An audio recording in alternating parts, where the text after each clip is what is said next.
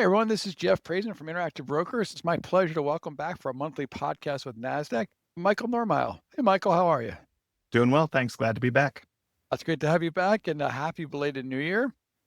Same to you. And we're going to kick it off with a little bit of a look back. You guys wrote a great blog called Three Tailwinds for 2026 on your website, Nasdaq.com. And we're going to discuss that blog, go through some questions, sort of a look back and a look forward. So, kind of want to kick it off just looking back at 2025. Despite headlines all over the place like tariffs and wars, and the global economy really managed to kind of a slow yet steady growth. What were the key factors that helped maintain the momentum throughout the turbulence? Yeah, so like you said, major economies around the world, they generally avoided recessions in 2025, and many saw solid but not stellar economic growth despite all those headline grabbing events.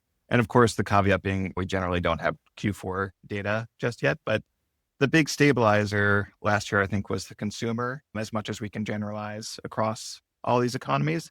And demand stayed resilient, even as we saw labor markets cooling across a lot of these economies, and that put downward pressure on wage growth.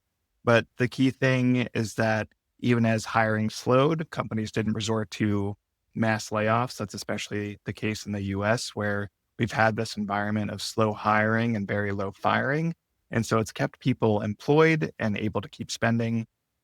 But with those labor markets softening, while inflation has stayed near target in many economies, that allowed central banks to cut rates last year and then helped support economies as well.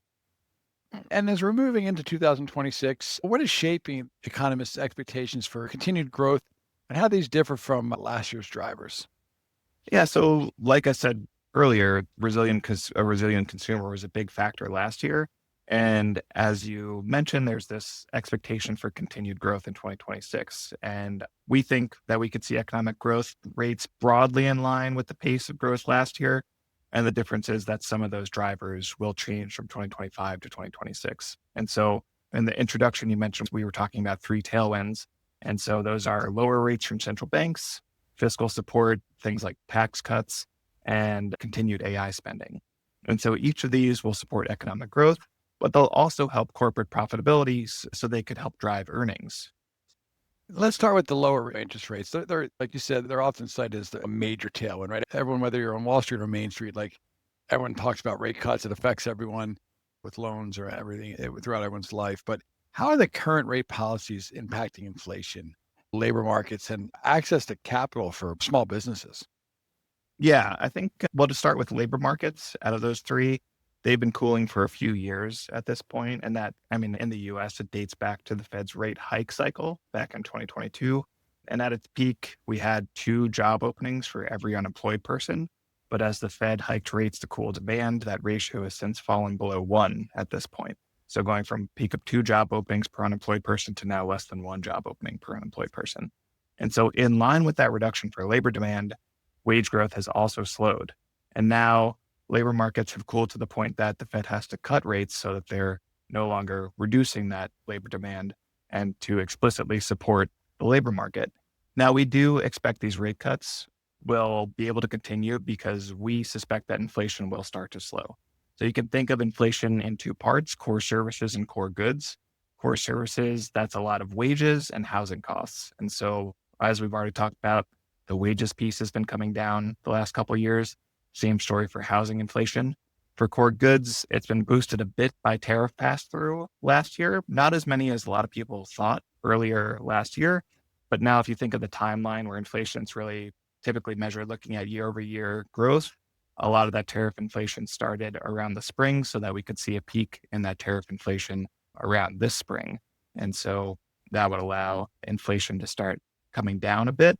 And that will, then we'll have both the goods and the services parts of inflation slowing, which will enable those further rate cuts. And one of the big beneficiaries of lower rates is smaller businesses. And so I'm talking about smaller businesses as both private small businesses, but also publicly listed small caps or even smaller companies. And that's because they're more reliant on floating rate debt than mid caps or large caps. And so as the Fed started hiking rates in 2022, the ratio of interest expense to earnings more than doubled to 48% for small caps. So nearly half of their earnings going to interest expense. But for mid caps, it topped out below 30% and was pretty much unchanged for large caps because they were able to lock in low fixed rate debt early on in COVID. So with the Fed pivoting to cutting rates in the last year plus, interest expense to earnings ratio, it's now started to fall for small caps. And the National Federation of Independent Businesses, they're also known as the NFIB, they put out a survey of small businesses and they've reported that short-term loan rates paid by small businesses has recently fallen from a high of 10.1% to 8.4%. So it's starting to come down, but that's still double what it was during its COVID low when it was as low as 4.1%. And in terms of government action, Michael, how are the US tax cuts and the European fiscal support broadening spending growth? And is there any ripple effects you're seeing globally from this? Yeah, I mean, in the US, the tax cuts, they were put in place in mid 2025. So, really referencing the One Big Beautiful Bill Act. And that included corporate and personal tax cuts, which the Congressional Budget Office estimates will boost GDP growth this year by 0.9%. So, a pretty significant lift to GDP there. And for businesses, a lot of the tax breaks were designed to increase business investment or CapEx with provisions like 100% bonus depreciation and R&D expensing. And so that's estimated to save over $900 billion over the next 10 years for companies in the US. For consumers, the CBO, Congressional Budget Office, they project that real after-tax incomes will rise about 1.5%. And the benefit will increase as you go up the income spectrum. So higher income households will get a bigger benefit. Now, giving this bigger benefit to those higher income households, that should extend the kind of K-shaped consumer dynamic we've seen in the last couple of years, where you have higher income households increasing spending, but lower income households being more cautious. Now, internationally, there's some overlap in Japan where they have a stimulus package, including stimulus checks for households, kind of like we saw during COVID, along with investment support specifically for AI, chips, and ships. And then in Europe, it's a little bit different, where Germany, for example, they're increasing defense spending, which also adds to economic support in a sense. And so the global ripple effect, though, is that when the US consumer stays supported and Europe adds spending, it tends to lift the baseline for global revenues, which is great for multinational firms and supply chain demand and exporters as well. And we talked about how many people were talking about rates, but artificial intelligence, everyone, I mean, is talking about artificial intelligence. 2025 was clearly the year of AI, but it's also, AI is revolutionizing many industries. So how is AI boosting productivity, and has there been any evidence that we have that it's translating into higher corporate profitability? Yeah, so right now, I think it's definitely easier to show that AI is helping the bottom lines of companies than it is Mhm. to show the widespread productivity gains. So for productivity, I think that's the long-term goal for AI, but it's just not here yet, right? We don't have a lot of evidence of that, especially on an economy-wide basis. For example, showing up in the actual productivity numbers that the government puts out. But from the corporate revenue perspective, there's definitely plenty of evidence for that based on the spending from AI hyperscalers, which are the companies that are spending billions and billions of dollars to build data centers. So the five big ones being Alphabet, Amazon, Meta, Microsoft, and Oracle. Mhm. And they're estimated to have spent over $425 billion in CapEx last year. And it's projected that will increase another 25% this year to nearly $550 billion. And so all of that money, that's real money being spent on chips and computer and energy equipment and all the construction workers and all that stuff. So it's real money that's helping companies' bottom lines right now. It's just that we're still in so much in the early stages of AI and companies figuring out how to use it effectively, people in general figuring out how to use it effectively and get comfortable with it, that the productivity element's really not shown up just yet. Gotcha. And we got to talk about the stock market, and it's shown varied performance across different sectors. I mean, obviously, like tech and AI have been leading the way, but what other industries are leading the way? And also, like, how do international markets kind of compare to the US right now? Yeah, I think the interesting thing for 2025 is that reading the news, it really felt like 2025 for markets included was all about AI. And that's mostly a US market phenomenon, right? All the big AI, all those hyperscalers I just mentioned, right? They're all US companies. But in terms of performance, actually many international stock markets outperformed the US last year. So for example, the Nasdaq 100 had a very strong total return of 21%. Russell 2000 small caps, they were up 13%. But in local currency terms, if you look at the MSCI for Europe, that was up 21%, just like the Nasdaq 100, while the MSCI for Asia was up 27, and for emerging markets was up 32%. But when you account for the weakening dollar, then that boosts those offshore returns in US dollar terms. So the gains were all 30% roughly or higher in dollar terms for those other indexes that I mentioned. So all beating those US indexes. And on the other end of it, metals, gold and its quote unquote little brother silver really rallied in recent months. What's driving this trend, and how does it connect more to like the broader economy or geopolitical shifts? Yeah. So last year, Bloomberg's precious metal index was up 80%. And that's much bigger than any of those equity indexes that I just mentioned. And the why, I think it is at least partly a fairly classic rationale. So when central banks, they cut rates, holding assets like gold becomes more attractive because you're giving up less yield elsewhere. And there's the other driver being uncertainty, which is a factor. And there's definitely a lot of uncertainty last year, questions around deficits, questions around geopolitical risk that were factors. And so when people worry about fiscal sustainability or instability, then they can buy hedges like gold. So there's definitely a piece of that. And then for silver, though, which is part of the index too, like you mentioned, that's also benefited from the fact that it is useful in manufacturing for things like cars and tech. So that aligns with that broader theme of AI spending too. And back in November, you and I did a podcast from Wall Street to Wallets, the Tale of Two Consumers. And we talked about the K-shaped consumers that you mentioned earlier. And that's a great podcast for our listeners to listen to as well. But could you kind of sum up for our listeners to this podcast, just what's causing this divergence and what does it mean for the overall demand in 2026? I think in short, there's really two drivers of it. The first one is the wealth effect. And so that's whereas higher income households, at least in the US, they tend to have a higher share of equity and home ownership. And so here we have record high stock prices, record high home prices. And so that's made them feel wealthier, and that's given them the confidence to keep spending. Lower income households, they're less likely to own stocks. They're more likely to rent at a time when rents have gone up quite sharply in recent years.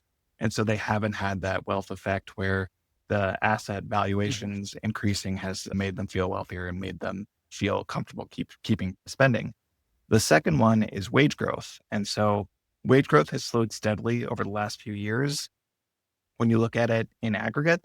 And that's definitely true for the bottom quarter of households. But if you look at it for the top quarter of households, it was slowing for a bit coming off of that peak COVID wage growth. But actually, over the last year and a half or so, it's kind of moved sideways. So steady wage growth for that higher income household group. So that's supported their spending better than it has for households where they've seen wage growth continuing to slow. On top of that, now, when you consider that the One Big Beautiful Bill Act tax cuts, the benefit rises with income, that should be another support for higher income spending. So I know it sounds like this means that spending in 2026 will be pretty narrowly driven, but the reality is that in the US, the top 10% of households do nearly half of all spending. So as long as these supports are in place, or the bulk of them, then a big chunk of US spending will continue to be supported by that, and we can see spending continue to grow in 2026. And Michael, I'm going to skip question 9 because I think you've pretty much covered it with that answer. And switching gears here, Michael, when it comes to business profitability, are we sort of seeing a K-shaped consumer in a way with seeing earnings grow more strongly in large corporations, small caps, or in certain international markets? Is there a separation there as well? I know totally different subject, but sort of wanted to kind of bridge those together. Yeah, I think when you look at the combination of lower interest rates, lower wage costs, tax cuts, and continued AI spending, that should help a lot of companies, especially smaller companies, significantly improve their profitability. If you look at analyst estimates for earnings growth this year for the Russell 2000 small cap index, it's expected to be 5 times what it was last year. So over 60% earnings growth is what they're expecting this year. Now, part of that is growing off a low base, right? If you look at the Nasdaq 100, where earnings growth has been a lot stronger, it's hard to have really strong growth indefinitely. So the low base is helping those small caps there.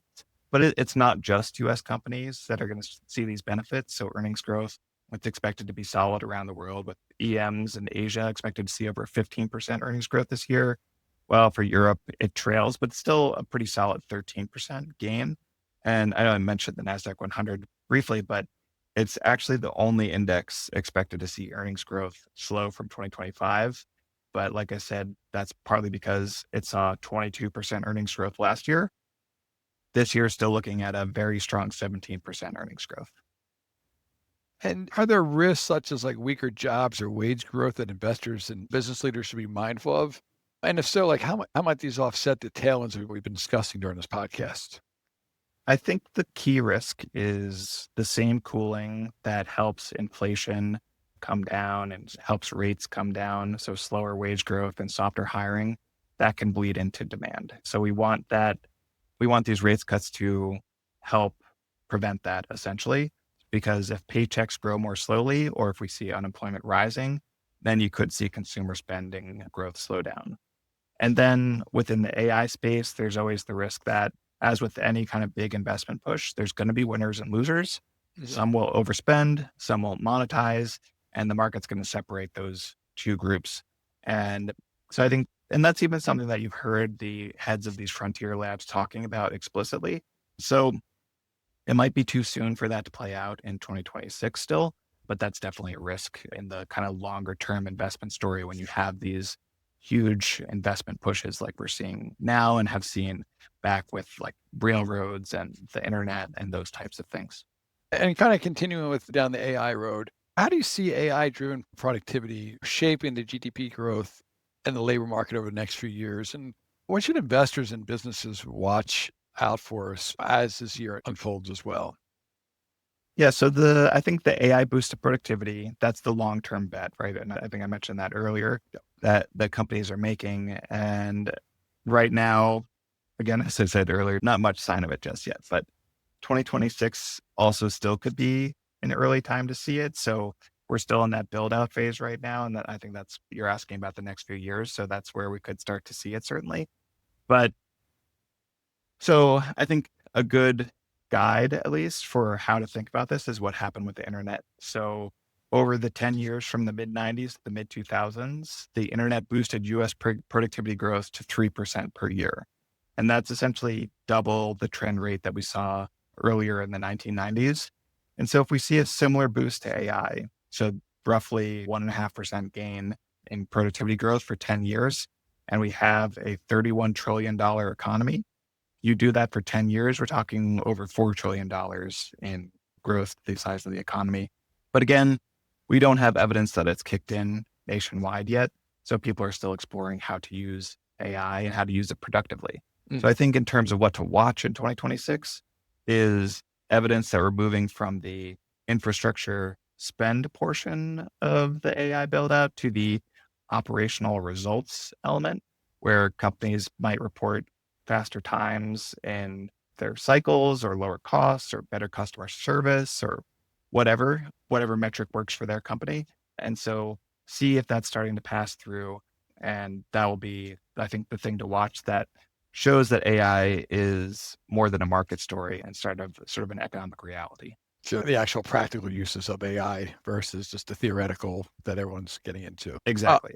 Michael, this has been great. And for our listeners, you can find more from Michael Normyle at Nasdaq.com. Definitely check out this article by him and Phil McIntosh, 3 Tailwinds for 2026. Also on our website, IBKR.com, go to education, click on podcasts. You can see a bunch of previously aired podcasts, all great stuff.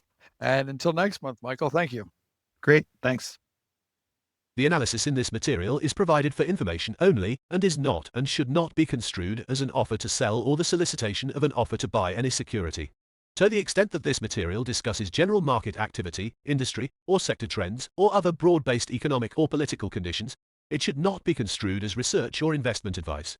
To the extent that it includes references to specific securities, commodities, currencies, or other instruments, those references do not constitute a recommendation by IBKR to buy, sell or hold such investments. This material does not and is not intended to take into account the particular financial conditions, investment objectives or requirements of individual customers. Before acting on this material, you should consider whether it is suitable for your particular circumstances and, as necessary, seek professional advice.